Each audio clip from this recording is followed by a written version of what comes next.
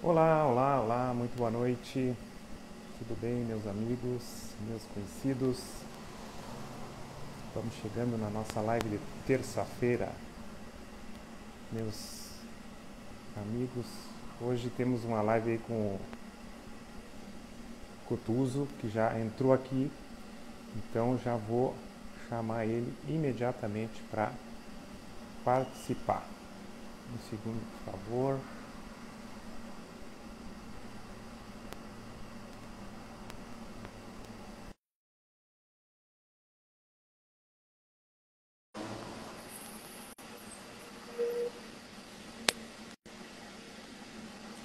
Aceita aí, Cristiano, por favor. Não sei se tu chegou a receber meu convite. Oi, Eduardo. Oi, Carlos Miguel da Luz. Gente, olha, Thiago Barata aí também chegando. Boa noite, vão dizendo de onde é que vocês estão, por favor. E aí, Cristiano, como é que tá aí a Boa noite, conexão? Boa noite, tudo bem? tudo bem? Ouvindo, ouvindo e vendo bem, com imagem e som aí Sim, razoável? sim. Ouvindo bem, ouvindo bem. Tá bom, então. Vou esperar alguns segundinhos aí o pessoal chegar, entrar. Tranquilo, tranquilo. Já testamos as nossas conexões aí, tu em hotel, eu também. Tive que montar aqui no saguão do hotel para ficar mais perto do roteador aqui, mas eu acho que vai dar tudo certo, pelo menos por enquanto está funcionando. Beleza. Faz parte, né, Faz da parte correria. da correria Nem sempre. e Eu do ao vivo, né? eu já tive lá de que faltou luz, né? Uhum. Eu estava com o professor Navier e faltou luz, estava um temporal criativo, É, faltou luz e ele seguiu falando. E eu ligava para ele não me atendia.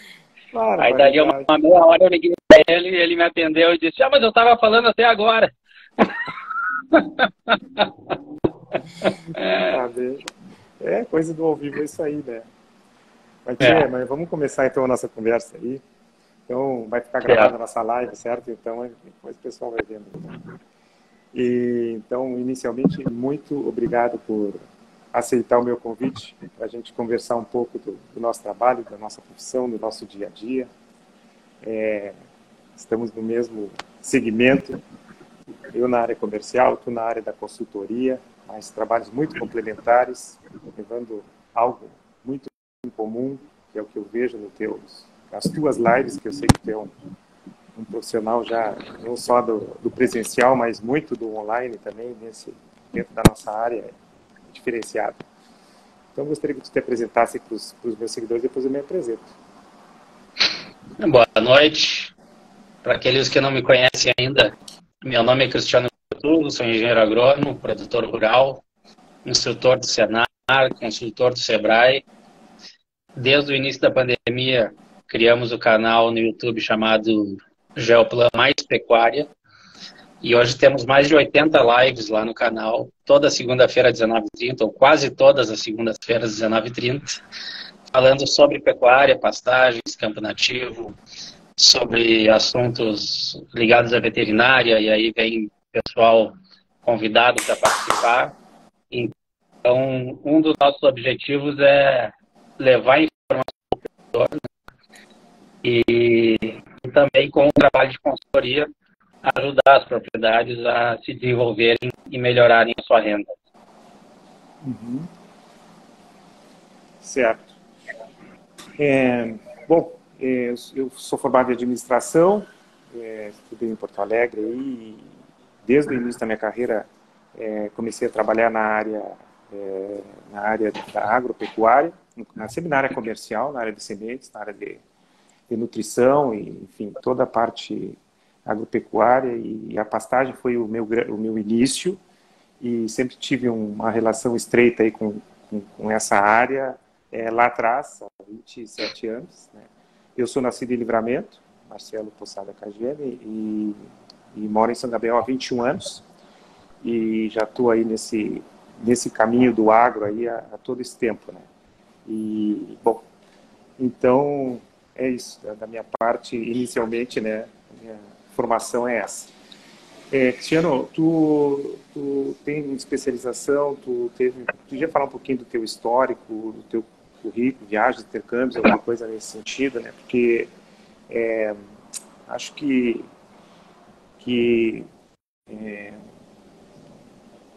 uma situação... Travei. Puder falar um pouquinho sobre teu histórico? Certo. A minha ligação com o campo é desde criança, né? A gente tem uma propriedade da família, que era da minha bisavó. O meu avô se formou em agronomia na UFPEL em 1941, lá na UFPEL, num momento que a UFPEL ia fechar por falta de alunos. Sim. E aí teve a turma dele lá com 4 alunos. E a turma continuou a faculdade que está até hoje lá, né? Senão daqui a pouco nem a UFPEL existiria mais. Sim. E o meu avô trabalhou no IRGA a vida toda. E eu me criei em Porto Alegre, vinha nas férias para fora, passava 3 meses das férias aqui fora. E sempre gostei, sempre disse desde criança que faria agronomia. Tive um desvio no meio do caminho que me ofertaram a veterinária e eu quase fui para o lado da veterinária, mas voltei para a agronomia. E durante a faculdade, eu entrei em 99 na faculdade e em 2000 eu assumi a propriedade da família aqui em Piratini.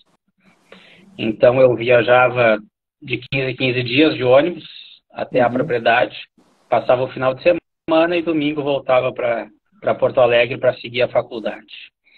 Durante a faculdade eu passei por 3 departamentos de plantas de lavoura, fui bolsista lá do professor Federizi, trabalhando com tolerância de aveia ao alumínio. Depois fui bolsista do professor Marino Tedesco na fertilidade do solo. Fiz um trabalho junto com a Rolier na época, hoje Timac, né? Quando vieram os primeiros produtos diferenciados deles para o mercado brasileiro, eles fizeram um convênio com a URGS e eu toquei esse projeto lá. E no fim entrei como bolsista nas forrageiras, sim, onde fui bolsista do professor Paulo Carvalho e do professor Nabiger, né, na época. Eu já vinha incomodando eles há muito tempo lá na faculdade para me ajudarem ao que fazer lá fora, né, pastagens, como fazer aquilo e tal. O professor Lobato foi outro que eu incomodei desde o início da faculdade. E quando estava me formando, eu me lembro que eu estava na sala de separação botânica lá, separando folha, como, plantas invasoras, depois tal do campo nativo. E o professor Paulo Carvalho entrou na sala e estava eu e mais 2 colegas, talvez, que iam se formar junto comigo. E ele chegou e disse assim, fulano, tu vai vir para o mestrado? E o cara, vou fazer mestrado. Tu vai vir... E eu disse, não, eu vou me formar e vou me embora para Piratini.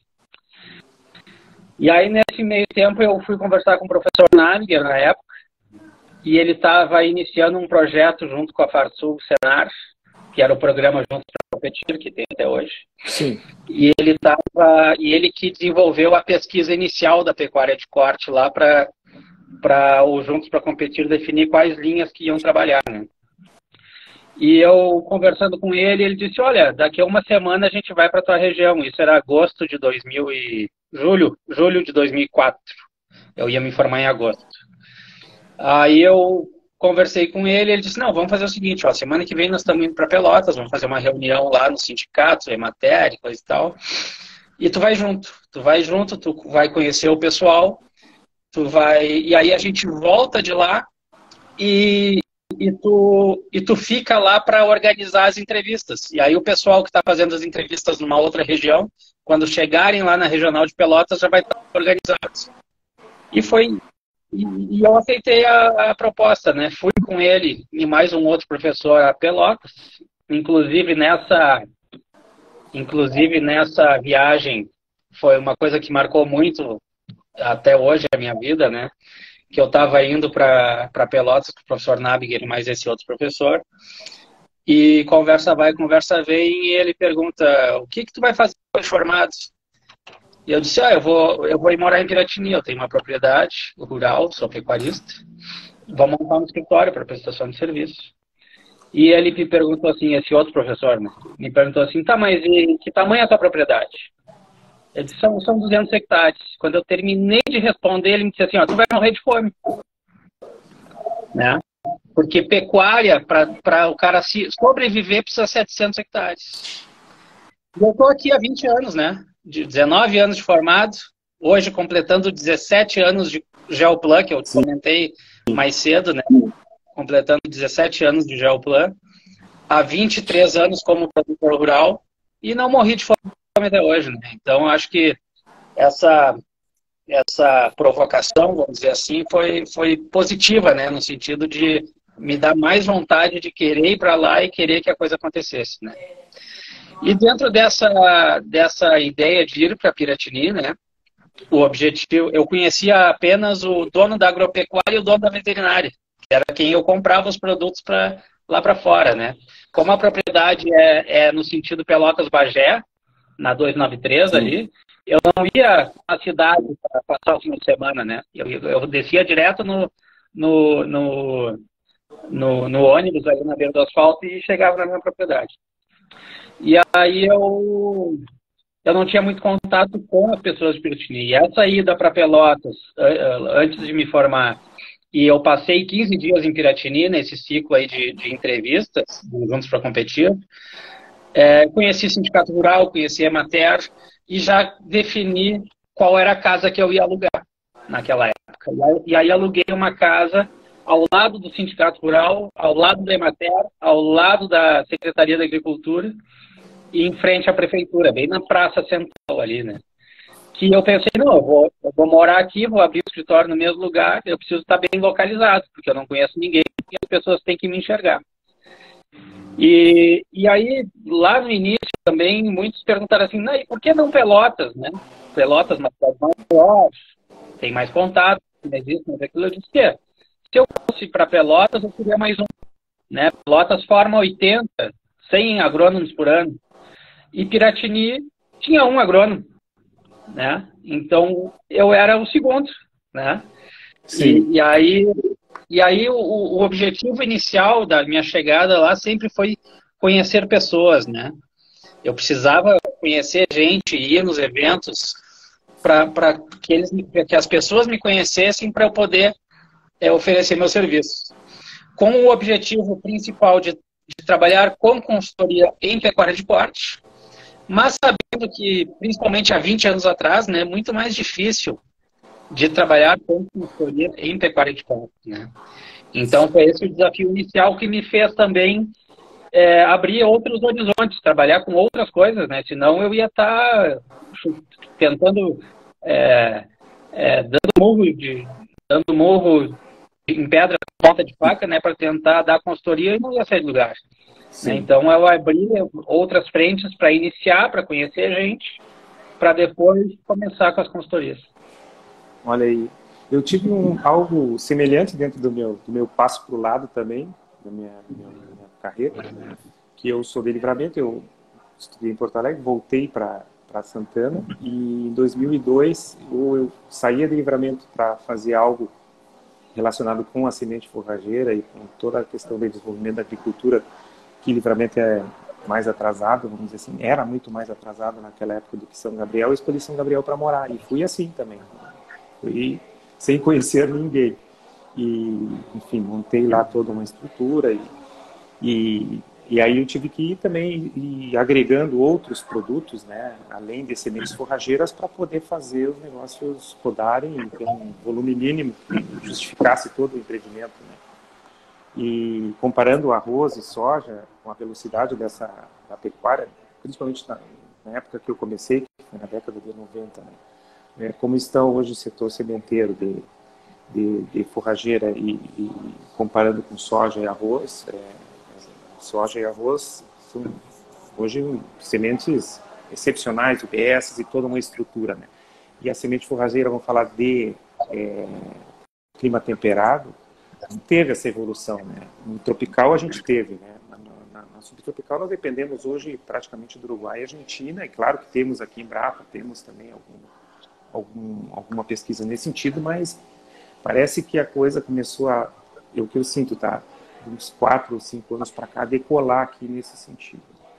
de não comprar só azevém, comprar 2, 3, 4, 5 tipos de azevém por mesma oportunidade, ou aveia também, uma escolha, opções, as próprias leguminosas, né?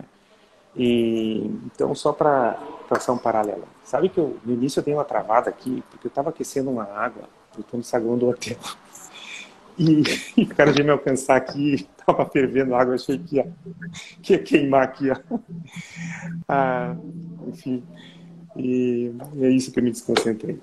Mas, Cristiano, tu, assim, teu perfil agrônomo, produtor, gestor, professor, né? Qual deles, assim, eu te diria que hoje, olhando para os teus clientes, né? Que o cliente é o foco de qualquer negócio, de qualquer prestador de serviço, né? E a gente tenta entregar um pouco de cada uma das nossas capacidades, das nossas competências, da melhor forma possível, para contemplar, vamos dizer assim, uma expectativa, né? Tecnicamente, eu sei porque eu escuto os meus clientes falarem da tua reputação tecnicamente, tudo, mas eu queria que tu falasse um pouquinho de ti, né? Como agrônomo, como produtor, como gestor, como professor, assim, onde é que tu quer te superar, né? Porque tu gosta de desafio, né? O cara sair de Porto Alegre para ir para Piratini, com 200 hectares, e chegar nesse momento com 17 anos, né, com uma consultoria consolidada, eu vi que tem toda uma estrutura de cursos, todo o corpo técnico que trabalha junto contigo, de pessoas, e que vai se desenvolver muito mais, porque agora o mercado, eu acho que vai responder mais a todas essas sementinhas plantadas, né? O que tu tem para compartilhar um pouco conosco aí? Eu sempre fui um cara que procurei inovações, né? Por exemplo, eu me formei em 2004, eu cheguei em Piratini para trabalhar e pensando em medições de campo, por exemplo, o agrônomo que estava ainda usava um garfinzinho, o GPSzinho de mão aquele, que nem era permitido para medições de precisão, mas ele usava, né? E eu fiz o curso de georreferenciamento, que era uma obrigação na época para poder se habilitar, e logo comprei um GPS de precisão para prestar esse serviço, né? Eu conheço vários colegas que fizeram comigo e até hoje não exercem. Então, eu nunca pensei em fazer algo para não andar para frente, né? Entrei para o Senar, e o Senar me abriu muitos horizontes, né? O Senar, ele é uma instituição que está fortemente no campo, né, e nos sindicatos rurais. E aí, a cada curso que eu dava, eu conhecia no mínimo 12 a 15 produtores novos, né, que poderiam ser meus potenciais clientes pós-curso, né. Eu nunca pensei no Senar simplesmente para dar o curso. Sim. Eu sempre pensei no Senar no pós-curso. O que eu posso agregar ao meu negócio no pós-curso? Depois veio Juntos para Competir, lá em 2009, quando entrei para o Sebrae, e em 2011, 12, por ali, começaram as consultorias individuais, que até então não tinha no Juntos para Competir. E essas consultorias nos ajudaram a gente entender como que a gente deveria trabalhar uma consultoria, né? Porque se tu não fez um estágio dentro de uma empresa que faz consultorias, nunca trabalhou com isso, tu pensa assim, como começar, né? Como é que eu chego numa propriedade e começo uma consultoria? Esse é o grande desafio, que foi meu desafio há 20 anos atrás, né? Porque não existiam empresas de consultoria em pecuária, ou se existia era raro.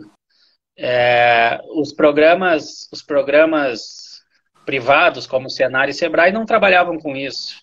Então a gente teve que moldar o negócio para saber como fazer, como chegar no produtor, né? E eu sempre busquei chegar no produtor sem vender o meu serviço, né? Como tu querer vender uma semente, tu já chegar lá e dizer, minha semente custa tanto, papapá, papapá. Eu quero ir lá conversar, eu quero conhecer o produtor, eu quero saber o que ele faz. Eu tenho clientes, por exemplo, e um dos exemplos que eu sempre falo é o de um produtor lá de São Lourenço do Sul, que é nosso cliente até hoje. E eu fiz uma visita para ele e um ano depois ele me ligou querendo a consultoria, né? Por quê? Porque eu fiz uma visita, conversei No final da conversa, disse o que a gente fazia e fui embora. Uhum. E um ano depois ele me ligou e me contratou e nós estamos juntos até hoje. Então, eu nunca forcei uma venda, eu nunca vendi, entre aspas, né, a consultoria. Eu vendia, eu discutia, eu passava informação, eu dizia, ó, quem sabe fazer assim, fazer assado, mostrando o meu trabalho, né? E até então, vamos botar assim, ó, até 1919, 2019, antes da pandemia, né? Sim. Antes da pandemia, eu tinha que bater na porta do cara lá, ó, eu sou o Cristiano, eu faço isso, eu faço aquilo, trabalho com fulano, trabalho com Beltrano, eu já fiz isso, eu já fiz aquilo, não sei o que. Com a pandemia mudou tudo. Por quê? Porque hoje eu só estou atendendo o estado todo e parte de Santa Catarina por causa da pandemia. Se não fosse a pandemia, se não fosse essa velocidade como o YouTube se desenvolveu, como as redes sociais se desenvolveram para o produtor rural, que não estava acostumado com essa tecnologia. Era raro o produtor que tinha internet, quando tinha não era tão boa, né? Tinha muito produtor até então que nem celular, smartphone era, né? Era o pequenininho, o Nokiazinho aquele ainda, porque pegava um sinal melhor. E com a pandemia, esse negócio acelerou. E com o meu canal no YouTube, eu consegui levar a informação para o produtor, mostrar para ele qual a nossa ideia e o que a gente pode fazer de diferente para melhorar dentro da propriedade. E hoje os produtores me ligam, me chamam. É raro eu ter que bater na porta de um novo produtor sem ele ter me conhecido antes. Então facilitou muito, atalhou o processo, né, de convencimento. Eu já chego na propriedade com ele convencido de que o nosso trabalho vai ser importante para ele. São dois pontos. Um é tudo que tu plantaste aí nessa trajetória, né? E claro que culminou com o assunto dessa facilidade digital aí que hoje simplesmente possibilitou um trabalho e um acompanhamento enfim, um vínculo totalmente diferente do que se tinha, né? A questão é como é que a gente usa isso da melhor forma possível, né? E acho que uma das formas é essa aqui, né? Pegar as relações que a gente tem, trazer para cá e dizer, olha, eu tenho clientes de semente. O que a gente faz? A gente comercializa sementes, buscando uma solução para o cliente, porque a gente tem que ver e procura entender o que o cliente quer, para ver se aquilo que ele está comprando vai atender a expectativa. E hoje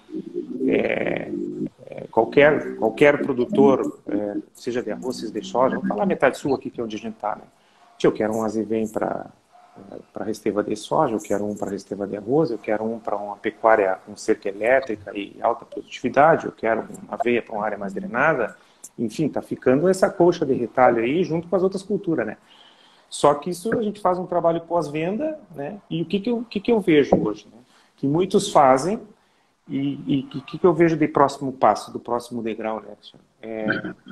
Medir isso aí com mais clareza, entender um pouco mais a estratégia do negócio, entendeu? Porque aí eu acho que a consultoria, e uma boa consultoria, entrega isso aí, assim, como a gente tem entregas em agricultura.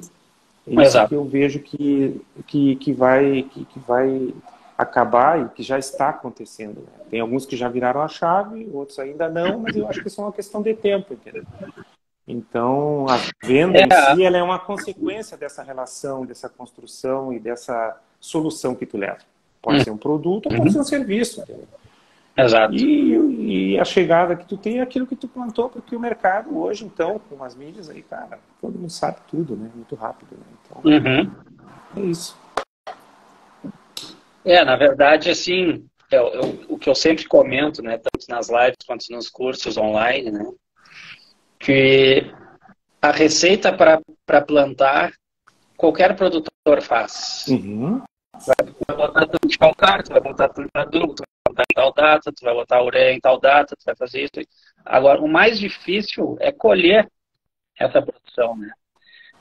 Numa lavoura de soja, numa lavoura de arroz, que quando eu me formei durante a faculdade lá, os professores diziam que a gente estava num novo momento, que não era mais pacote tecnológico, e eu não vi isso, né? Eu continuo vendo pacotes tecnológicos na agricultura. Se tu fizer tudo como manda o calendário, mesmo que não precise, mas tu aplica, que é o que fazem, né? Tu vai colher. Vai depender só da chuva, né? Tu vai colher. Agora, na pecuária, no manejo de pastagens, tu pode calendarizar, tu pode fazer tudo ok. Mas se tu errar o manejo de pastejo, ou botar gado mais, ou botar gado menos, ou escolher a categoria errada para aquela pastagem, tu não vai ter o sucesso lá no fim. Então, aí que entra o nosso trabalho, né? De fazer o produtor ser um observador e enxergar o que está acontecendo para que ele consiga manejar melhor a sua pastagem. Porque nós, como consultoria, a gente vai uma vez por mês, uma vez a cada 15 dias na propriedade, dependendo da intensidade. Tem alguns projetos que é toda semana, quando é mais intensivo. Mas quem está tocando o dia a dia é o produtor, é o capataz. Né? Então, eles que têm que entender como funciona e tomar as decisões. Claro, a gente ajuda, a gente WhatsApp o dia inteiro, é foto, é vídeo, é áudio, para ajudar, para facilitar, para tentar resolver antes da nossa ida, muitas vezes, né? Mas a gente vai lá para dar um norte. Vamos fazer assim, vamos botar tanto. Se botar tanto e não rebaixar muito, bota mais tanto. E assim a gente vai ajustando, né? Para chegar no objetivo final lá, que é redução da idade vitória, redução da idade de abate, aumento do percentual de prenhez, aumento do peso ao desmame e assim por diante, né? Como todos os índices que a pecuária ainda precisa, né? Então a gente trabalha nesse objetivo de instruir o produtor e fazer com que ele maneje melhor o seu sistema para chegar nos objetivos. Claro. E a tecnologia que está disponível aí, vamos dizer assim, que há pouco tempo atrás não tinha, seja na área de cercas elétricas, o próprio controle de todos os sistemas via celular, as balanças eletrônicas, enfim, eu acho que hoje falar em agricultura de pasto, agricultura, enfim, sem cerca elétrica, é deixar muito dinheiro em cima da mesa. Porque os pastos produzem muito. A genética que foi feita, tanto da tropical quanto da temperada, por que um azevém vale 3, outro vale 5, outro vale 10, outro vale 20? É porque proporcionalmente ele te entrega com toda a segurança aquilo que se propõe. Essa é a diferença. Né? Então tem produtores às vezes que nos ligam, eu quero um tetraploide. Cara, não é momento de tu fazer, não pode fazer, tem que ser em linha, tem que ser assim, tem que ser assado. Tem que entender um pouco isso aí. Estou falando que é o que a gente está vendo de uma forma bem corriqueira, vamos dizer assim. Né? Querem fazer, mas às vezes não estão preparados para fazer. E alguns que fazem depois não colhem. Colhem 40%. Eu não sei, tem esse índice atualizado? Eu tenho como 40% o índice de aproveitamento de pastagens no Brasil. Foi o último dado que eu tive, não sei se está certo ou não. Mas bota que seja 50, que seja 60, é muita coisa que fica em cima da mesa, né? Por questões únicas, exclusivamente de manejo. Isso aqui é o que a gente observa, né? Na verdade, a realidade das pastagens, entrando em pastagens, né? A realidade das pastagens são pastagens mal adubadas, né? E mal manejadas. Então, uma soma que faz com que eu não tenha sucesso. Né? Se eu planto uma pastagem mal adubada, eu vou usar 90 dias, 100 dias. Se eu planto uma pastagem bem adubada, eu vou usar 150, 180.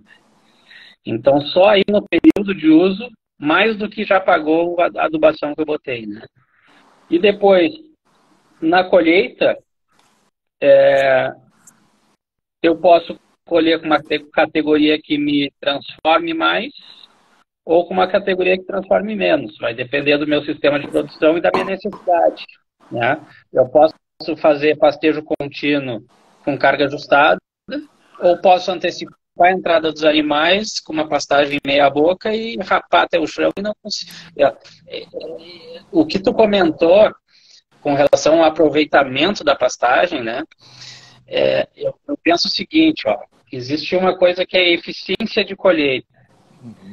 E a outra coisa é e a outra coisa é maximização da produção. São coisas diferentes, né? Não é porque eu vou colher mais pasto que eu vou ganhar mais dinheiro, né?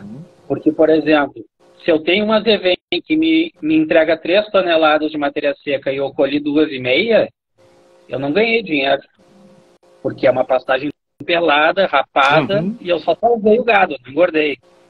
Agora, se eu tenho uma pastagem que me entregou 10, 12 toneladas e eu colhi 6 ou 7 toneladas, eu ganhei dinheiro mesmo sobrando 3 ou 4, né? E é importante sobrar 3 ou 4 toneladas. Para quê? Para essa planta ter maior desenvolvimento de raiz, estruturar mais o solo e sobrar palhada, pensando numa integração lavoura-pecuária. Se não sobrar palhada, um dos dois vai cair fora, ou o lavoureiro ou o pecuarista, né? Porque ao longo dos anos vai ficar inviável plantar soja, como a gente tem visto esse ano, áreas tomadas por caruru, né? E o lavoureiro, na maioria das vezes, se esquece que o principal controle de plantas invasoras não é herbicida, é palha. É palha, claro. Né? É palha. E essa palha, ela tem que ser, quando é um sistema de arrendamento, essa palha ela tem que ser pensada pelos dois, né? E aqui na região sul, principalmente, nós ainda temos um perfil que colhe a sua lavoura em abril, maio e volta para o norte. E só volta aqui lá em outubro para dessecar. E ele não acompanhou o que aconteceu durante todo o inverno. Então ele acaba chegando e se surpreendendo muitas vezes, né? Quando, na verdade, aqueles 6 meses de inverno deveria ser o momento dos dois sentarem, conversarem. Vamos lá olhar a pastagem, vai os dois, vamos discutir, vamos ver o que dá para fazer melhor. Vamos arrumar aquilo ali, vamos botar um herbicida aqui, vamos ajustar ali. Quem sabe vamos antecipar a adubação, não sei o que. Então, os momentos que eles deveriam conversar, está cada um do seu lado, né? Com as suas coisas lá individuais. Mas, pensando em integração lavoura-pecuária, não é só a pecuária e a lavoura que tem que integrar, e sim as pessoas que estão inseridas nesse processo, né? Para que realmente haja uma integração do sistema. Perfeitamente. Sabe que eu falaste nos cursos todos, começaste em 2004, né?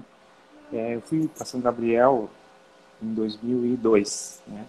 Fiquei lá 2 anos, os primeiros 2 anos, e no terceiro ano eu senti a falta também dessa, vamos chamar, conscientização, que nós estamos falando, que é uma questão de tomada de consciência, de chegar, sentar, conversar, entender o que está fazendo, para poder prosperar mais, ganhar mais, capitalizar mais, né? De uma forma mútua, vamos dizer assim. Né? E naquela época o Senar lançou um programa chamado-se QT Rural. E aí eu convidei o sindicato lá, na época, e montamos em 2006 uma turma, 2007 outra turma, 2008 outra turma. Dos meus 60 maiores clientes. Né? Não, era Senar, era Sebrae e Senar, eram os dois, eu acho, tá? Era na época do Tarso Teixeira, né? E fizemos esse trabalho conjunto lá, dos 60 clientes que a gente trabalhava, 46 fizeram os cursos. Hoje eu vejo muitos deles que começaram naquele momento lá, um perfil e uma construção e os frutos todos colhidos dentro dessa área aí, né, da agricultura, porque passou na agricultura algo parecido, que eu acho que hoje aqui na metade sul é o que está acontecendo.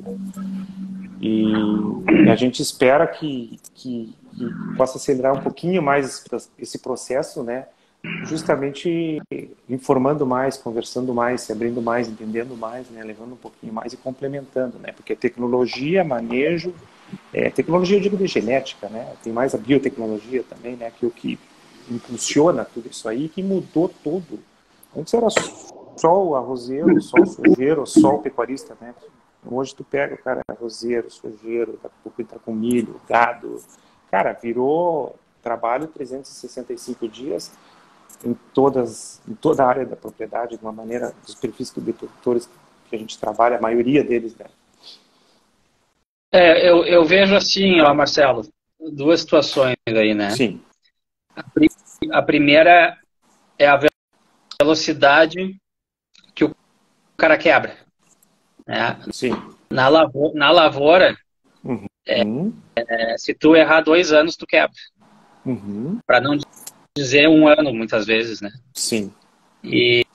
Então, se tu não te adaptar, se tu não evoluir, se tu não buscar uma máquina que planta melhor, que pulveriza melhor, que te entrega um produto final melhor, mais produtivo, tu tá fora.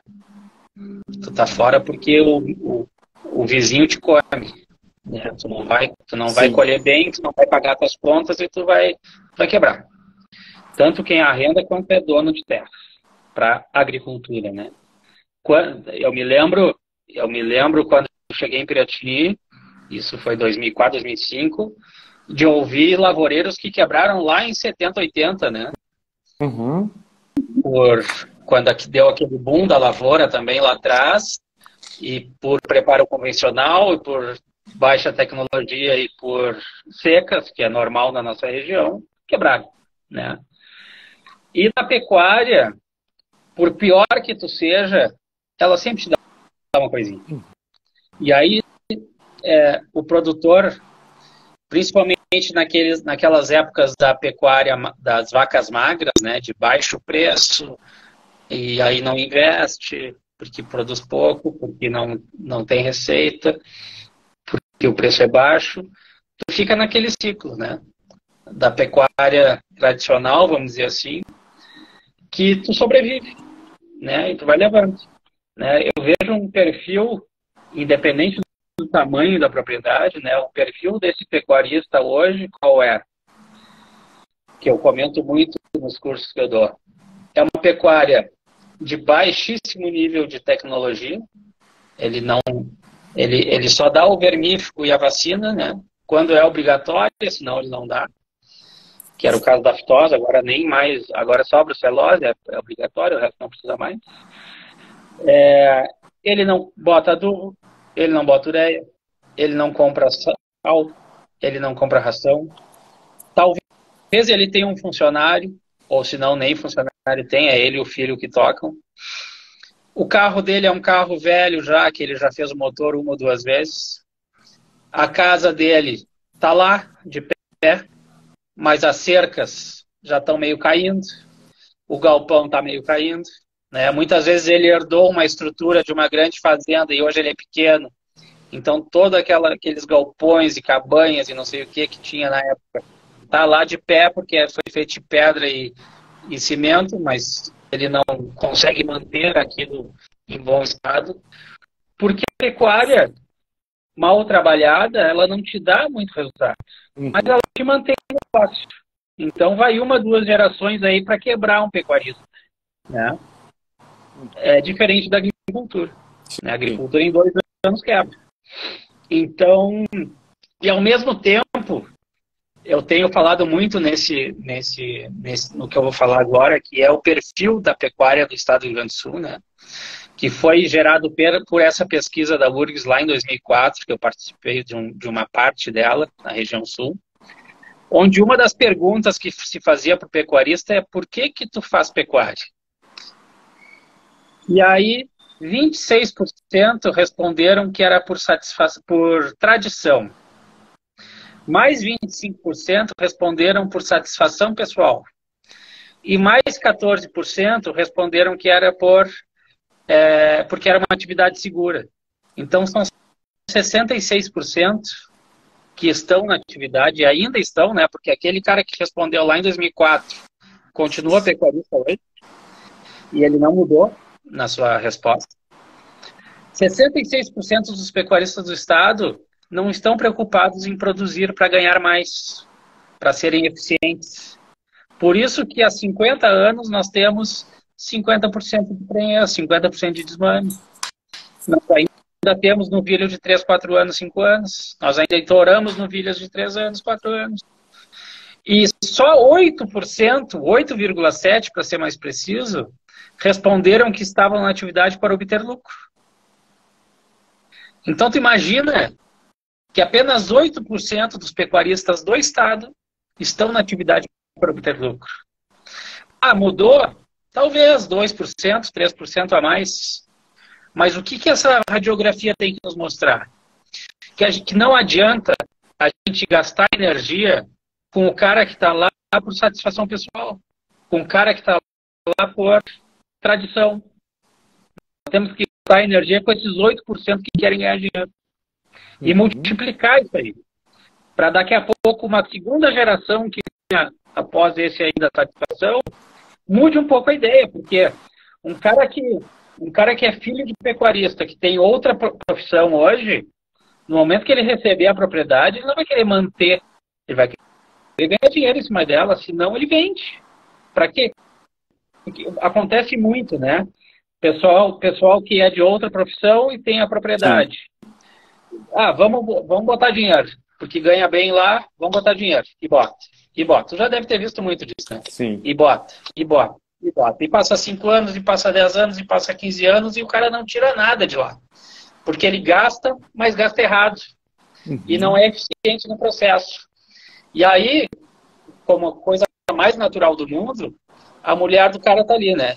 Ah, mas antes de ir para fora, nós viajava, nós gastava, nós ia jantar, agora é só lá fora, lá fora, lá fora, lá fora. Chega um ponto que o cara cansa de gastar. E aí ele arrenda tudo, ou vende, porque o negócio não dá dinheiro. Por quê? Porque não está alinhado, né? E esse cara, ele não vai jogar dinheiro fora, né? Esse cara que vai vir de outra atividade para receber um campo de herança, ele não vai jogar dinheiro fora, ele quer investir para ganhar dinheiro, senão ele sai do negócio. Então, isso são gerações e gerações que vão fazer essa pecuária mudar. Em 20 anos não muda. Mas o perfil hoje da grande mudança, da virada, pelo menos essa que eu vejo com mais força e com mais frequência, é dos agricultores que entraram na pecuária com áreas marginais de agricultura para fazer uma pecuária mais eficiente. Os tropicais estão ocupando esse espaço direto. Braquiária, pânico, é o que eu tenho observado, tá? E aí pipoca em todo, pelo menos na metade sul aqui, que é onde eu circulo, né? Onde eu estou em Uruguaiana. Então, é o que eu tenho visto, né? E mesmo produtores grandes, tá? Dando atenção, né? Para lavouras pequenas dentro do seu volume de área. Tá? 2.000 hectares, pega para fazer 30, pega para fazer 50, mas fazer bem feito. Eu acho que esses são os primeiros passos para quem quer começar e quem está começando, respeitando tudo que tem de informação, né? E do que a gente está vendo que dá certo, que dá para modelar, cara. Ali, é só a cerca, o sol é o mesmo, o solo é o mesmo, a água é a mesma, o piloto que faz a diferença, né? Exatamente. E dentro dessa linha aí, dos produtores que vocês atendem na consultoria, o perfil hoje, a maioria dos clientes de vocês, como é que está essa passada de bastão das gerações, como é que tu vê isso aí? Né? Porque os filhos se formam, talvez tenham um grau de instrução maior e às vezes tem aquele ponto, né, de dizer, poxa, mas eu estudei tanto, agora eu venho para resolver tudo, e talvez os pais, né, o pai, enfim, não tiveram todo esse acesso. E como é que a gente equilibra, eu acho, isso aí? Eu acho que isso é um grande desafio também, né? É difícil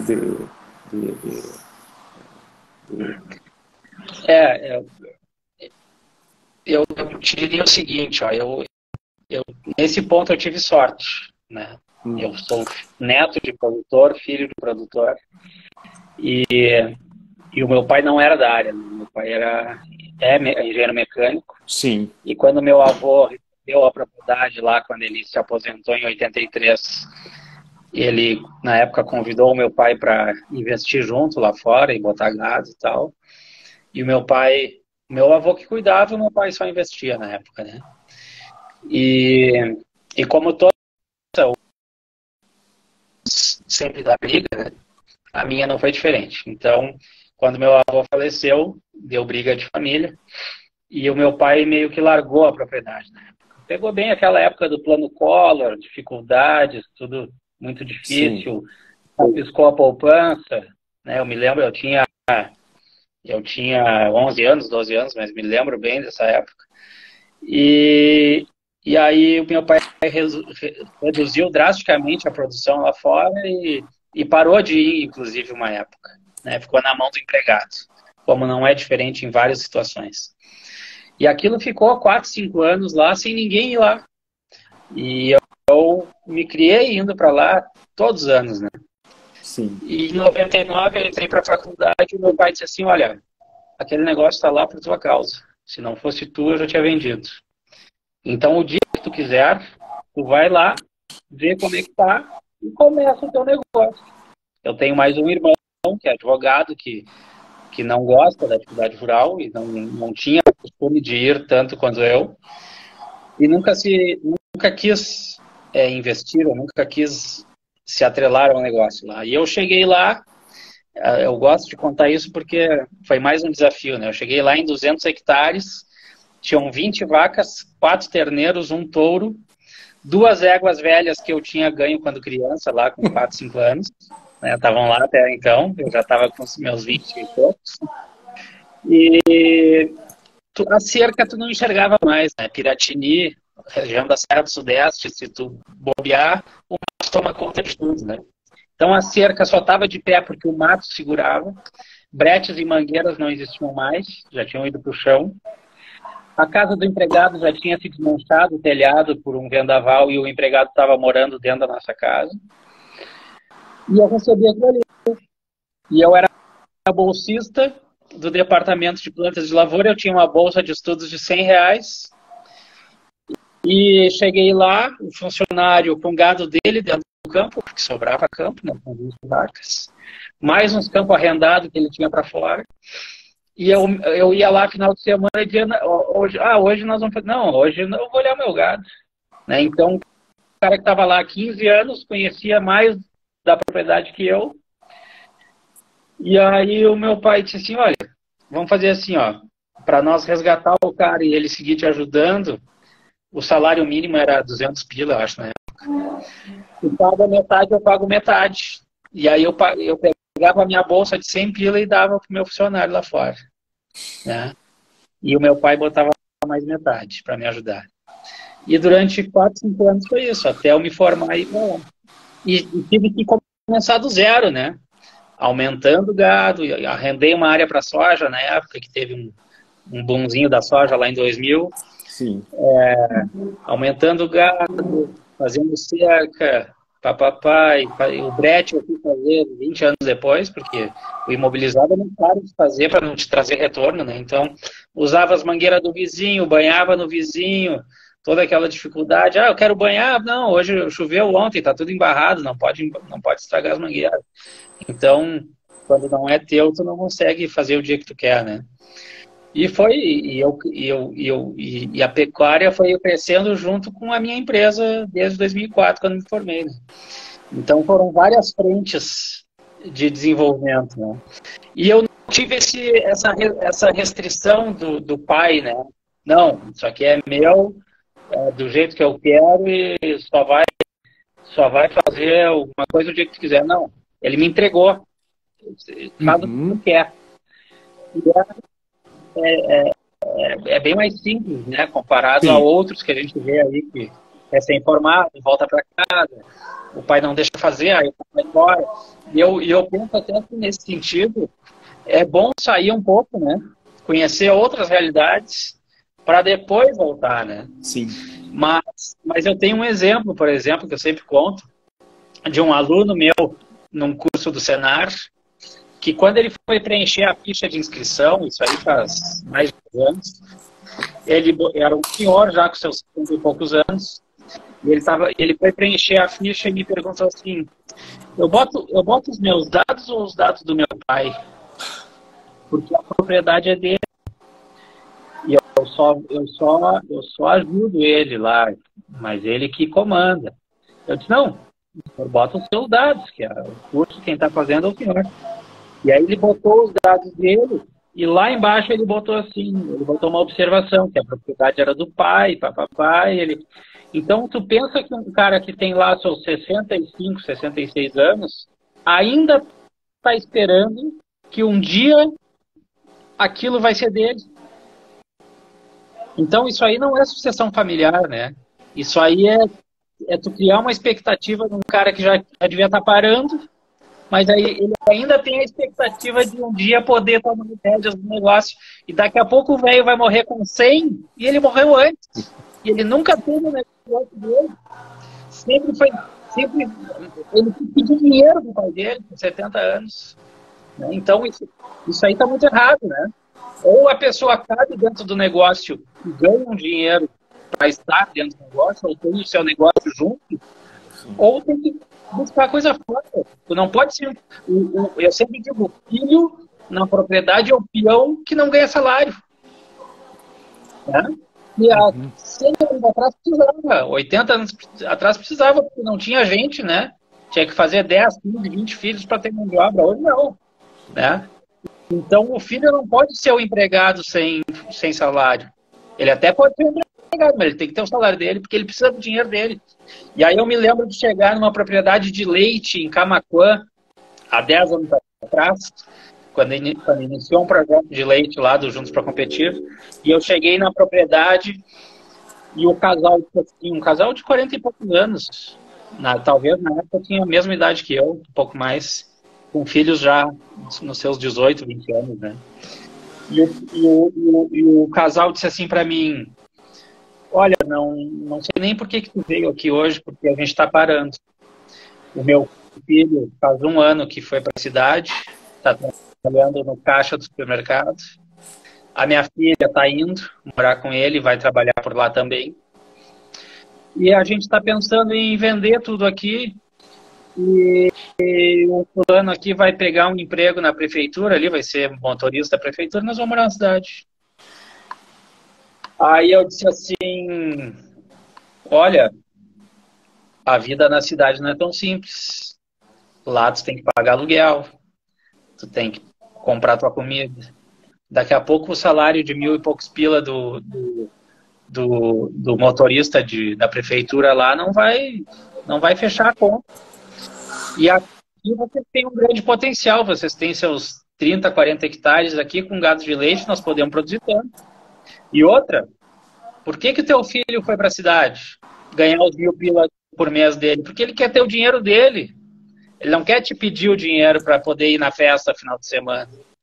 Ele quer ter... É R$1.000, mas é dele. Ele vai pagar 250 pila de aluguel nos fundos de uma casa, vai comprar a comida dele e vai gastar os 200 pila dele por mês em festa. E ele vai ver que a vida não é tão fácil, e se vocês melhorarem aqui, ele volta. Porque é só melhorar a condição aqui e ele ter como se inserir no negócio que ele volta. E fui embora. Contei toda essa história para eles e fui embora. Passado 1 mês e pouco, me liga. Ah, tu veio aqui, nos fez ficar e nunca mais voltou. Eu estava esperando, né? Eu estava esperando o que tinha acontecido, né? Falei um monte de coisa, fui embora. E voltei.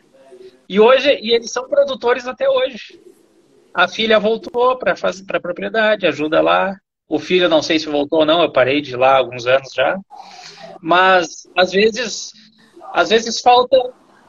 falta encaixar o familiar dentro do negócio e ele tem que ter a sua receita, senão ele vai embora. Ele prefere passar o trabalho e ganhar R$1.000 por mês, mas o dinheiro é dele, do que todo final de semana ele dizer assim, pai, me dá 100 pila. Pai, me dá 100 pila. Ele não quer o 100 pila, ele quer um salário. Ele quer ser alguém. E ele pode ser alguém fora, ou pode ser alguém dentro do negócio da família, que vai dar continuidade. Como já aconteceu várias vezes, chegar na propriedade e o cara me dizer assim, ó, tio, eu estou fazendo tudo isso, mas eu não tenho ninguém para seguir o meu negócio. Os meus filhos já estão lá, não sei aonde, um mora nos Estados Unidos, outro mora não sei aonde, a filha faz não sei o que, não são da área, nem querem voltar, nem gostam daqui. E eu estou aqui, sem ver o futuro da propriedade. Então, para que esse cara vai investir se não tem futuro, né? Até uma certa idade ele vai investir, depois ele para. Porque ele não vai torrar o dinheiro num investimento que ele não vai tirar, né? Então essa questão da sucessão é um problema sério do rural, né? E que tem que ser melhor trabalhado, tanto pelo proprietário, pelo gestor, né, quanto pelo filho, né? Eu acho que não adianta ter atritos, né? Cada briga vai piorando a situação, né? Então, é sentar, conversar, definir qual é o teu papel, qual é o meu, quanto que eu vou ganhar, porque ninguém trabalha sem ganhar, né? Eu não sou peão sem salário. Algo vai ter que pegar na minha conta, senão não vai ter fácil. E aí, organizar o negócio, né? Quantas vezes tu fizeste isso, né? No sentido de não precisar vender a consultoria, né? Quer dizer, levar uma solução, né? Não foi lá para isso, mas chegou lá, contribuiu da forma que tu achou que poderia contribuir, né? E depois os frutos naturalmente vêm, né? E às vezes acontece assim, ó, o filho agrônomo, o veterinário, né? E aí eu chego, estamos conversando com o pai lá e tal, e aí eu digo, quem sabe fizemos tal coisa. E aí o filho assim, pode ser que agora ele faça, porque eu já cansei de falar. E às vezes é isso, né? Não adianta, né? O santo de casa não faz milagre. É isso aí, já ia falar esse ditado.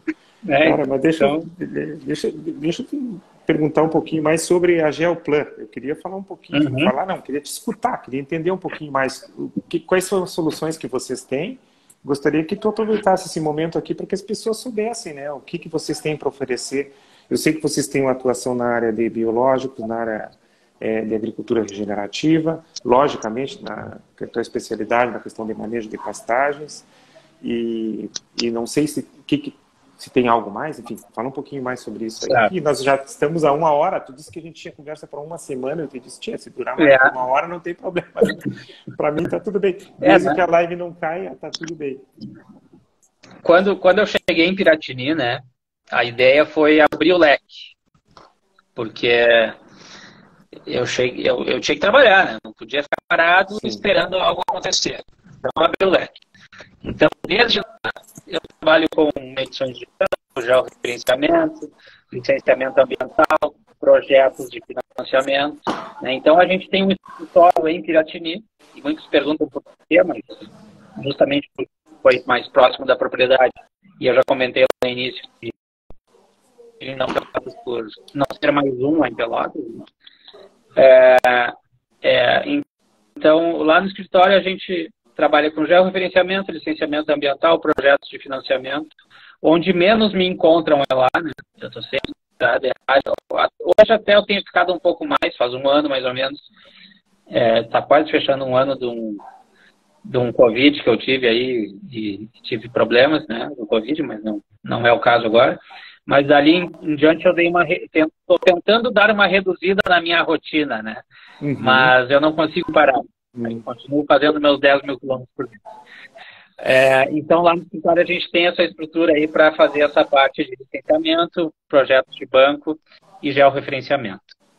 Há uns 6, 7 anos atrás, eu plantei milho, plantei soja, e na minha lavoura eu trabalhei com tricograma e telenomos. São inimigos naturais de lagartas e percevejos. E funcionou muito bem, né? Só que eu apliquei tudo manualmente, porque não existia uma tecnologia para fazer a dispersão desse produto automatizado. Certo. Tu aplica ovos de vespa e essa vespa nasce e parasita os ovos da lagarta. Sim, legal. E eu fui para a internet. Eu passei no mês de janeiro, 6 safras atrás, eu fui aplicar tricograma em soja em 30 hectares caminhando. No calor de janeiro, às 10h30 da manhã. E aí eu cheguei em casa, morto, depois de 2 horas caminhando, e nem tem jeito mais fácil. Perdão, e aí tu pode repetir? Agora, essa parte aí não cortou. Tu chegou em casa caminhando, morto e... Não, eu caminhei 2 horas, das 10h30 da manhã até o 12h30, em janeiro, no olho do sol, largando ovos de tricograma numa lavoura de soja, na minha lavoura de soja. E aí eu cheguei em casa e pensei, tem que ter um jeito mais fácil de aplicar esse negócio. Aí fui para a internet e fui, vi que alguns largavam de moto, o outro uma fazenda lá em Jaguarão, que na época plantava soja orgânica em 1.200 hectares, botou os caras a cavalo, largando o produto a cavalo no meio da lavoura, e a gente sabe a dificuldade de andar a cavalo no meio da lavoura, né? E E aí eu conheci um drone, feito em São Paulo, e foi desenvolvido justamente para aplicação dos ovos a granel. Liguei para a empresa, pensei comigo, né? Já que eu presto serviço, daqui a pouco eu compro esse drone para usar na minha lavoura, mas também para prestar esse serviço, né? E aí liguei para a empresa lá de São Paulo e os caras me disseram assim, não, a gente faz esse drone, só que é o seguinte, a gente fechou uma venda de 25 drones para uma empresa aqui de São Paulo que trabalha com cana-de-açúcar e nós fechamos um contrato com eles que a gente não pode vender para mais ninguém até que eles paguem o investimento. E eu, tá, tudo bem. Desliguei e saí a viajar, dando as minhas consultorias por aí, né? E pensando aqui, pensando ali, a gente anda aí 300, 400 quilômetros, 500 quilômetros viajando, se pensa muito durante a viagem. Pensei, mas eu estou no sul do Rio Grande do Sul, né? Eu quero só um dronezinho. Eu não vou fazer frente para os caras lá de São Paulo com 25 drones, né? Vou ligar para os caras. Eu liguei. Passado um mês, mais ou menos, liguei para eles. E o Rodrigo, que me atendeu lá, disse assim, tia, nós vinha pensando nisso. Nós vamos te vender o drone. Porque tu tá totalmente fora da realidade deles aqui, tu não vem para cá. E aí me venderam esse drone. E aí, na primeira safra, a gente aplicou 1.400 hectares, na segunda safra, 4.000, na terceira, mais 4, 5.000. E nós tivemos um problema há 3 safras atrás, que nós tínhamos uma expectativa de aplicar 10.000 hectares de telenomos, que é o parasita do percevejo. Certo. E a empresa que vendia o produto, que era a única que produzia, não teve o produto. E eu fiz todo um trabalho inicial de vender antecipado ao produtor, e chegou na hora de aplicar e eu tive que sentar com um por um e dizer, tia, não vou poder prestar esse serviço porque não tem o produto. Então, aquilo ali foi um tiro. Foi andar 5, 6 degraus para trás de volta, né? Passamos 2 anos, 3 anos sem produto e eu não fiz força para crescer, porque eu vejo que a lagarta está muito mais dominada que o percevejo hoje. Uhum. E o lavoureiro de soja, principalmente, está mais preocupado com o percevejo que a lagarta. Então, eu penso que para o negócio alavancar, tem que ter o parasita do percevejo, os ovos de percevejo. E agora a gente está fechando uma parceria com uma outra empresa que vai nos garantir a produção do produto para a gente poder trabalhar essa próxima safra para trabalhar tanto a lagarta quanto o percevejo. Eu ainda estou em tratativas com eles para a gente definir uma área mínima aí, né? Para a gente poder viabilizar o negócio deles e também o nosso. Uhum. Mas com certeza a gente vai ter esse produto esse ano para disponibilizar para as lavouras de soja e milho, né? Então a gente faz em soja e milho, qualquer cultura que tenha problemas de lagartas e percevejos pode ser utilizado, né? Eles não matam o percevejo, eles não deixam o percevejo. Então, quando o percevejo bota o seu ovo, ao invés de nascer um percevejo, eu aplico a vespa e a vespa parasita aquele ovo e boto os ovos dela. Então, ao invés de nascer um percevejo, nascem mais vespas, que vão se multiplicando e vão segurando a população do percevejo, quanto seguram a população da lagarta também. Então, nós também temos essa linha de trabalho que vamos intensificar novamente esse ano, né, que estava meio parado por causa disso. E as consultorias, né, que até 99, 2000, 2019, 2020, era muito mais Juntos para Competir, né? Eu cheguei a atender 40 propriedades do Juntos para Competir num ano. E desde a pandemia, quando nós recebemos um e-mail do Sebrae dizendo, a partir de agora, tudo parado, não podem mais visitar cliente. Se a gente não visita, a gente não ganha. E aí surgiu a ideia das lives, né? Eu acredito que 90% de quem está nos assistindo hoje nos assiste hoje devido às lives, né? Por ter nos achado no YouTube. Eu comecei com uma live sobre integração lavoura-pecuária, fiz uma outra sobre passagens de inverno e foi indo. Lá na terceira, quarta live, alguns produtores começaram a me ligar. Eu sou produtor aqui em Arroio Grande, a gente é de Porto Alegre, a gente tem essa propriedade, a gente não morava aqui, mas com a pandemia a gente se mudou para cá e está fazendo home office. e a gente está vendo o dia a dia da propriedade, a gente quer que isso dê lucro, porque até então a gente botou dinheiro e não teve resultado. Quem sabe tu vem aqui para gente conversar, e assim a gente foi indo num, vai no outro. Hoje a gente atende todo o estado. Eu tenho cliente em Garrotes, que se não fosse as lives eu não estaria lá. Eu estava num cliente hoje em Bom Jesus, que se não fosse as lives eu não estaria lá. Hoje amanhã eu vou estar em Caxias, em 2 produtores, amanhã e quinta, que se não fosse as lives também não estaria lá. Santa Catarina, a gente atende um produtor lá. Esses dias fomos num outro produtor perto de São Joaquim, que eu já não me lembro da cidade. Então, a pandemia nos ajudou. Ela tanto atrapalhou muita gente e dificultou a vida de muita gente, mas a gente enxergou uma possibilidade, apostou no canal, deu certo e a gente está até hoje, né? A pandemia terminou e o nosso canal continua. Então, eu vejo que é uma tecnologia que não sai mais. E eu gosto muito de comentar lá no início, lá 4 meses depois de começar o canal, eu estava para meu colega de faculdade lá, veterinário, e eu mandei uma mensagem para ele, ele me ligou. E aí, como é que tá? Tudo bem? Tudo bom? Não sei o quê? Faz tempo que nós nos vemos. Tchê, queria te dar os parabéns pelo canal. E tu sabe que esses dias eu estava num lugar ali conversando com outros técnicos e tal. Não sei se era uma feira de gado ou se era numa agropecuária. E uns dizendo assim, mas como é que o Cristiano está tá distribuindo esse conhecimento todo de graça, né? Eu disse, o conhecimento está à disposição de qualquer um, né? É só entrar na internet e achar. Eu só estou acelerando esse processo. E eu não tenho medo, porque eu tenho dito assim, qualquer colega meu que se formou na mesma faculdade que eu, que teve os mesmos professores, eles tiveram acesso ao mesmo conhecimento que eu tive, a mesma informação, a mesma teoria que eu tive. Mas o que me diferencia deles hoje?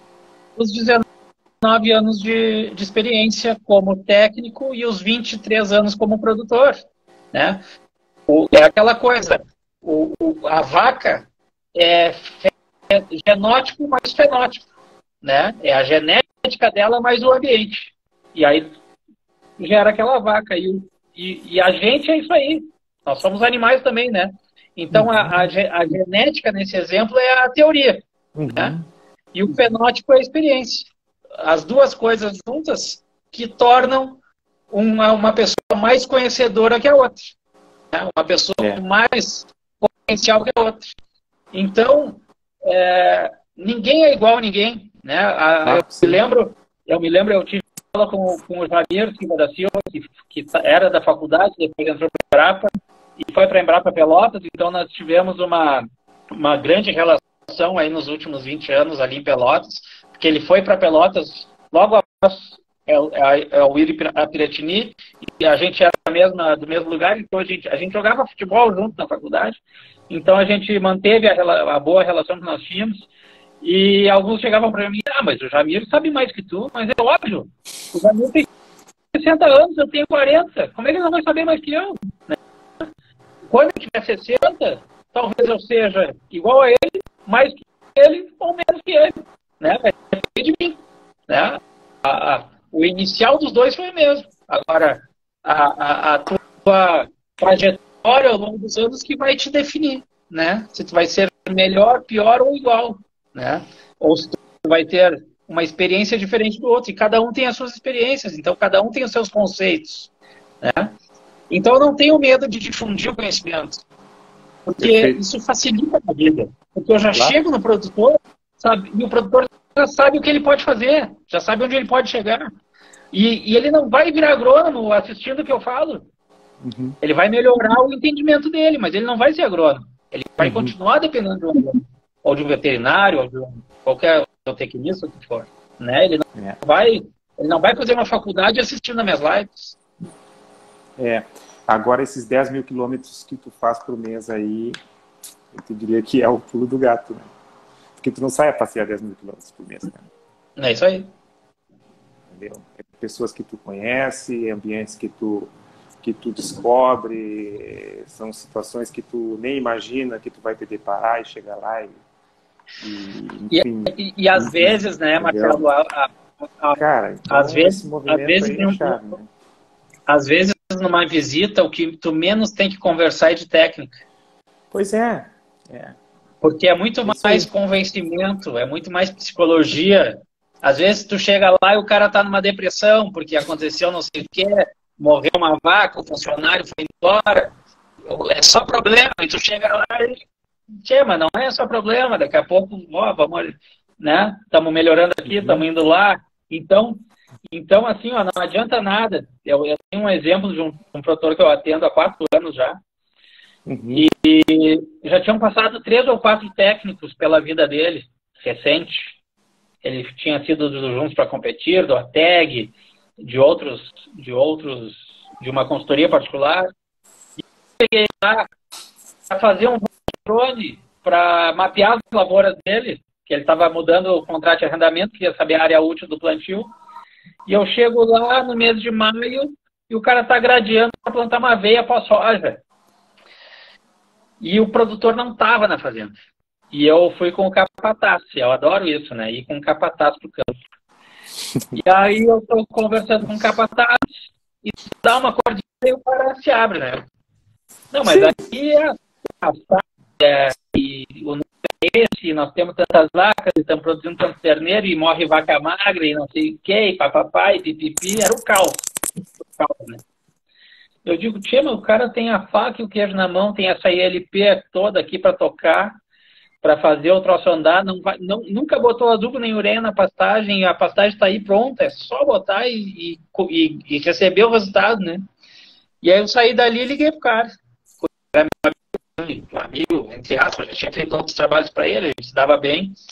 Liguei pro cara e disse, tia, tu é referência em tal atividade, como é que tu não vai ser referência na tua pecuária?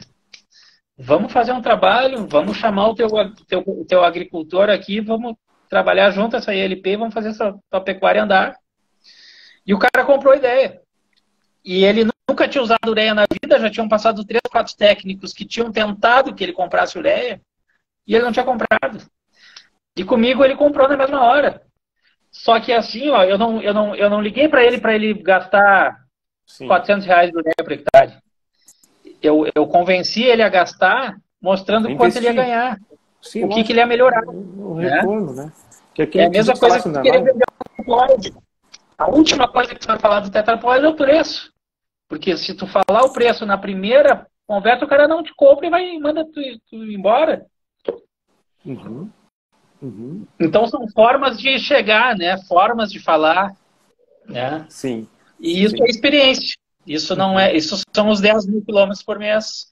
Cada dia estar numa propriedade diferente, conversando com pessoas diferentes, conhecendo o perfil do produtor. Ó, esse aqui eu vou mais rápido, esse aqui eu vou mais devagar, esse aqui eu dou uma cutucada ali, esse aqui eu não posso cutucar, senão ele fica bravo comigo.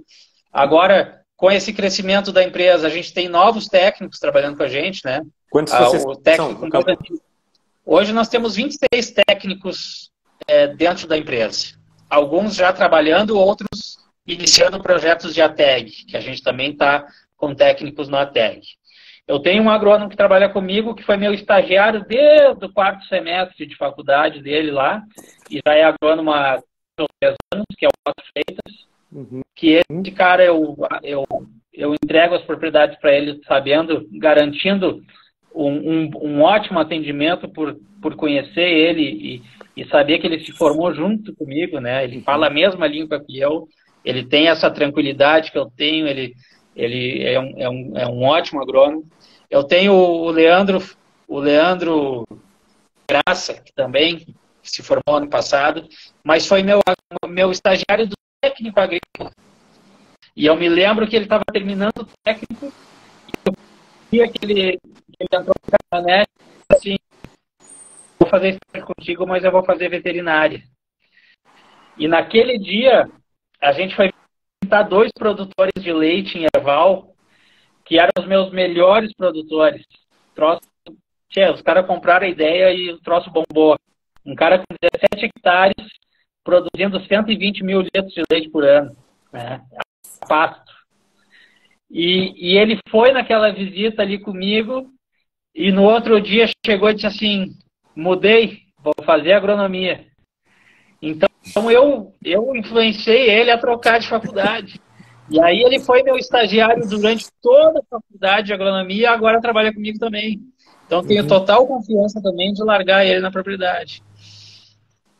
E tem outros técnicos que estão com a gente, que eu conheci ao longo dessa trajetória e convidei a trabalhar comigo, como o Murilo, lá de São Lourenço, que é veterinário, a Bruna, zootecnista, e vários outros que eu vou me esquecer de muitos, então não vou elencar todos, mas esses são os mais chegados aí, os mais antigos que estão na minha volta e a gente vem crescendo, a gente vem ampliando, a gente vem colocando esses técnicos jovens aí a trabalhar, mas com consciência e com responsabilidade, né? Que a gente sabe da nossa responsabilidade. Eu sempre digo para eles, a nossa meta lá na propriedade não é fazer o produtor ganhar mais, não é fazer o produtor produzir melhor.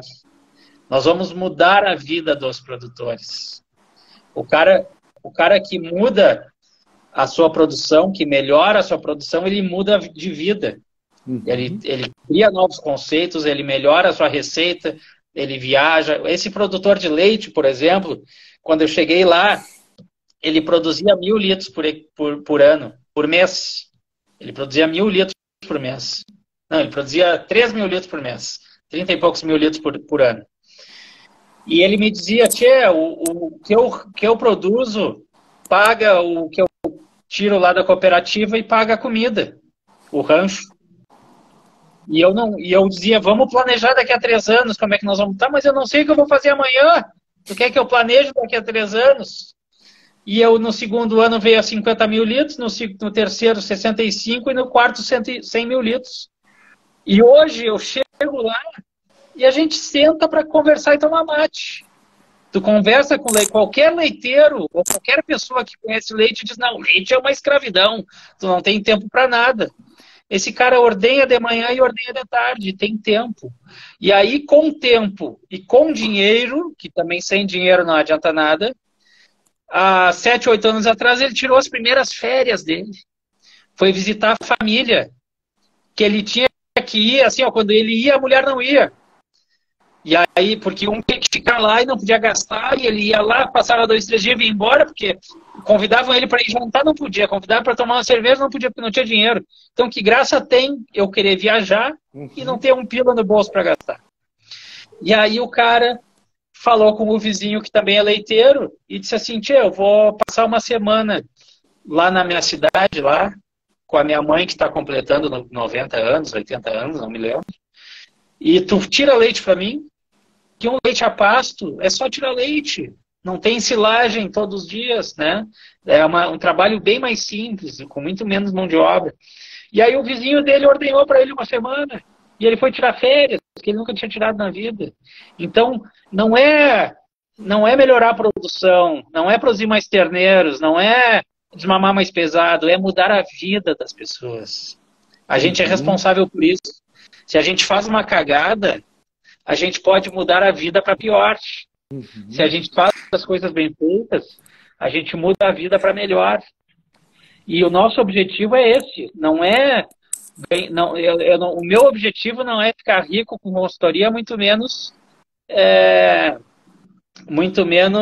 ficar famoso, como muitos dizem que eu já estou famoso. Hoje o nosso canal tem 3.600 e poucos seguidores. Tinha que ter 10 mil, 20 mil, 50 mil, né? Tinha que ter muito mais. Tem muito produtor ainda que não conhece e deveria conhecer. Mas o meu objetivo é mudar a vida das pessoas, melhorando a produção delas. E tem que ser o nosso objetivo esse. Senão não tem. Aquele cara que trabalha só pelo dinheiro, ele não vai ser feliz, né? Nós temos que trabalhar para mudar a vida das pessoas. E isso vai nos trazer receita. Como vai trazer receita para o produtor também. Cristiano, minha mensagem, eu ia te pedir para fazer uma mensagem final, mas essa tua mensagem final aí não precisa de outra mensagem final. Eu quero te dizer que eu me identifico muito, primeiro porque eu amo o que eu faço, tá? E eu vejo que tu também ama o que tu faz. E é por isso que as coisas funcionam, do jeito que funcionam, né? E então, quero te cumprimentar, te dar os parabéns aí por todo esse trabalho diferenciado que tu, a partir de uma dificuldade, né, que foi com o assunto da pandemia e das lives, conseguiu crescer de uma forma diferenciada. Eu acho que dentro dessa área, talvez tu seja um dos profissionais, pelo menos que eu conheço na região, que tem mais desenvolvimento na questão digital e como internauta, e ter essa clareza aí de querer melhorar a vida das pessoas, né? E aí as coisas vão para frente sempre, né? Ter essa humildade, essa, vamos dizer assim, essa simplicidade para poder enxergar os negócios e o que a gente pode levar de melhor para os outros, que é o nosso trabalho, né? Então, meus cumprimentos, mais uma vez, muito obrigado. Meus parabéns pelos 17 anos. E sabe que as lives, para mim, elas são... Agora não tanto, mas elas eram absurdamente desafiadoras. Tá? E o ano passado, eu fiz um curso e eu estabeleci naquele curso que eu ia fazer 15 lives. E com pessoas que eu tinha relação, que eu tenho relação e que eu acho que poderiam contribuir para meus clientes. Tá? E hoje é a live de número 15. Casualmente é a live de número 15. Cara. Legal. E depois eu relatei isso aí, né, para os colegas do curso, e eles, né, o instrutor disse assim, olha, não para mais, agora segue. E eu estou muito tranquilo de seguir fazendo, né, porque se eu tenho algo para passar que seja positivo para os meus clientes, para os meus futuros clientes, ou que não seja, né, mas que possa inspirar alguém para poder melhorar de vida, né? Cara, tá 10. É isso aí. E eu vou te fazer um pedido, que eu quero conhecer essa tua propriedade em Piratini. Então a minha propriedade ainda, como diz o professor Lobato, a minha propriedade ainda está em evolução. Tá sempre, né? Eu estou terminando um sistema de irrigação, né, que eu estou montando para pastagens. E quando esse sistema estiver rodando, que eu acredito que seja no próximo verão, se a CE permitir que a trifásica chegue lá, e vai chegar lá nos finalmente, estando tudo organizado, eu vou fazer um dia de campo lá. Né? Então, eu já levei produtores em cursos que eu dei para mostrar, porque lá foi o meu laboratório, né? Lá foi onde eu aprendi a prática. Eu batia lá na porta do professor Paulo Carvalho e dizia assim para ele, professor, como é que eu faço uma pastagem? Quando eu não tinha tido aula com ele ainda, né? E ele dizia, faz assim, assim, assim. De repente compra a terneira e tu consegue vender a novilha gorda mais cedo, ou então tu vende para botar em cria e coisa e tal. E aí eu batia lá no professor Lobato, professor, como é que eu aprendo pecuária antes de fazer a sua cadeira? E ele, não, vai lá na biblioteca e pega o livro do Rovira, e lê o livro do Rovira. Então, quando a gente quer, a gente busca, né? É isso aí. E eu queria fazer só mais um comentário, né? Que foi uma mudança que eu gerei também. Isso é bem recente. Uma propriedade que eu comecei a trabalhar em Bossoroca, lá em 2020 também, devido à pandemia, eu fui chegar em Bossoroca, que até então não conhecia aquela região. Nunca tinha ido para as missões antes da pandemia, né? Porque é longe da nossa região aqui para Campinas. E aí eu chego lá e tá o casal, produtores, são médios produtores de soja e pecuária, mas era aquela pecuária aproveitando as restevas, né? E o filho que estava fazendo direito em Porto Alegre e devido à pandemia voltou para casa, ele nunca ia para fora, quando ia era só para passar o dia e voltava para casa, ele não tinha relação nenhuma com o dia a dia da propriedade, ele não sabia nada que acontecia lá, não se envolvia. E o guri, devido à pandemia, voltou para fora e ficou lá fora. E começou a se inteirar.